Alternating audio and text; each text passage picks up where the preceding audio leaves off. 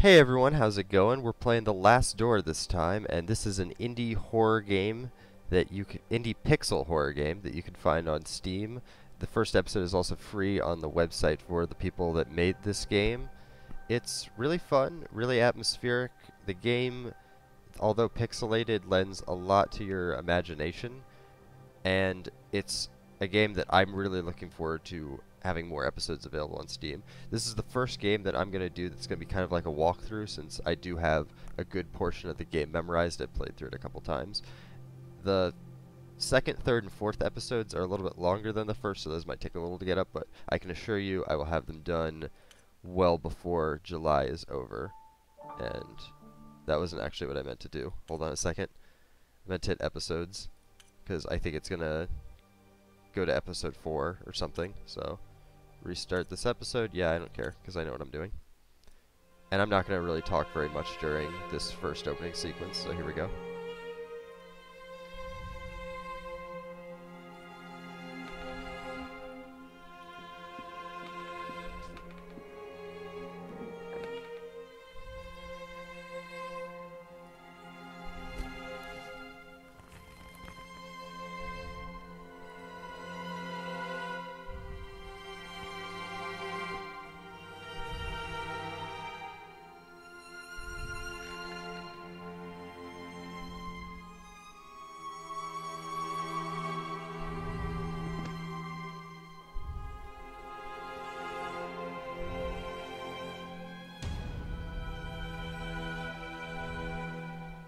So, pretty grisly way to start the game.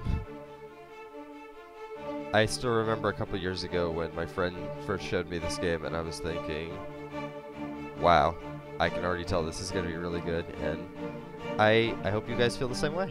I'm really excited to be doing this game for YouTube and to have my first informal playthrough.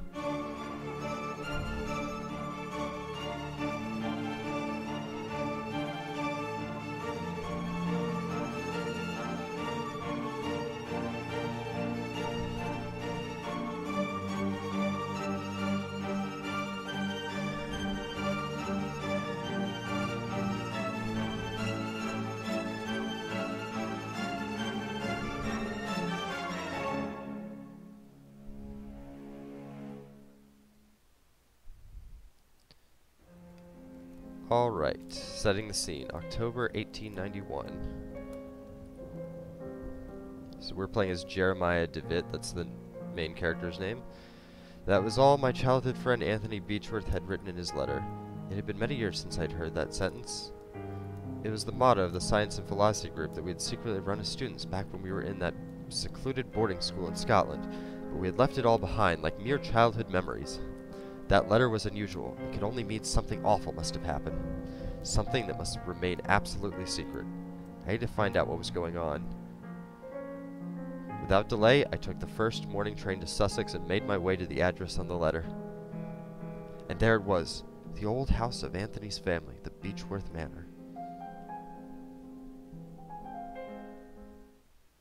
Episode 1, the letter. Alright. So, before we go into the house, let's go around the side of the house. And we have a bunch of crows picking something to pieces. This scene is totally missable, so I thought I'd just show it to you guys. If it's anyone's first time playing the game and they haven't seen a walkthrough like I'm doing, they could totally see it though, just by exploring. This is strange, everything's silent as if there was no one living here, but basically I just did that for anybody that may not play this game, is just going to watch this walkthrough for entertainment. So we hang up our hat and coat, and we get to go exploring now. A note on the table. So this is from Anthony's servants. Dear Mr. Beechworth, due to the recent events, the situation has become unbearable for us, and much to our regret, we have no other choice but to leave. We will remain forever grateful for all these years in your service. God bless you, Mr. and Mrs. Brewer. Alright. His grandfather clock there you can examine. A portrait of Anthony, to which DeWitt claims the years have not been kind to him. So we go in this room. This is just kind of like the living area. We're going to get matches from this cabinet over here. Alright, and here's a record player, which is going to be important later. Other than that, not really anything in this room. So let's go through this door. And I am going to be explaining how to get all the achievements in the first episode as well, by the way. I don't know if I'll do that for other episodes, because I don't know them nearly as well, but I'll try. Portrait is crooked. So, next item we get from this painting, still crooked. Still doesn't look good, and it falls. So, get this rosary. The crucifix on the end. And let's go into here. So this is the servants' quarters. There's a wash basin over here, a lamp, which we're going to take. And let's go ahead and read this note that they left on the table. March 5th, 1891. Master Anthony has made us get rid of our religious objects. What is going on with him? Luckily, I have found a place to hide my rosary. I cannot pray every night without it. May 18th, 1891. Master Anthony has been complaining about Alfie. What would a simple cat do to him?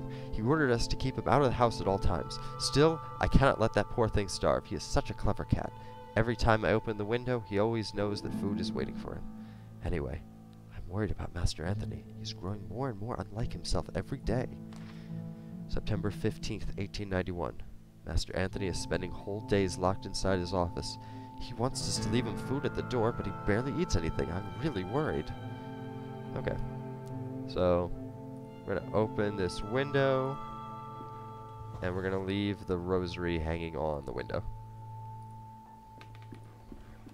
So let's go through this door, and we're going to go back to the little entrance room that we came in through. And this hallway is dark, and I don't think the game will even let you go through if you don't have the match and the lamp, so let's go ahead and light the lamp and go through. So it's pretty dark and spoopy down here. Actually, hold on a second. I think we're supposed to... No, we do go through here. We do.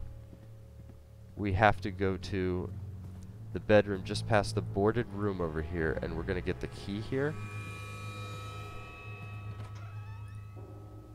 So the key is right here on the desk. Take that. I don't think there's anything else to examine. Double bed from the accumulated dust. It must not have been slept in for a very long time. Gentleman with a serious inquisitive look. I think that's just another picture of Anthony. Might be his father, I'm not sure. Small photographs and old daguerreotypes, mostly family portraits. Yeah, so there's nothing in this room yet. So leave. We go back down the hallway where we came from. And we're going to go back into the more well-lit hallway where we just got the rosary and the servants' quarters were. And what we're going to do there is we're going to go to the room that takes us to the basement, which is the door all the way at the end here. It's locked, but we have the key. So, open that. Go through. There's a record, which we'll put in the record player. It's carnival music. That's fun, right? Everybody loves carnival music. And we have a crowbar, which we can use to get through the boarded room now. Just pick that up.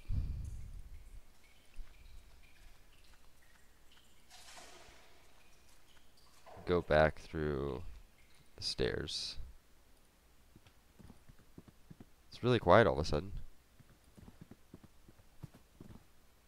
Go through that door. Alright, let's put it in. And I'm just going to take a moment to be quiet and listen to it after we put it in.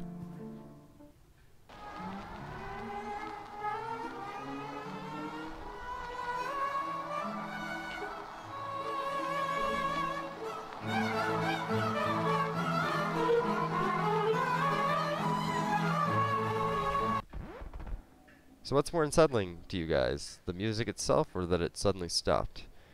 And when we re-enter the room, we get the first, like, real jump scare of the game, but kind of not really. All the crows went into this room, and they follow you in the direction you're going, which is really, really unsettling. So we're going to go through this door back to the dining room. Oh, this is not the dining room. I'm sorry. I'm not actually sure where the dining room is now that I mention it. I'm actually going to get to it through outside, so let's pick up the crow here. Alright. And you want to put the crow in the... We're going to eventually put the crow into the cat's bowl in the servants' quarters. Oh, it's latched from the inside. That sucks. But before we do that, it's still alive, so we want to put it out of its misery to get the achievement for that. And I'm going to end the first video.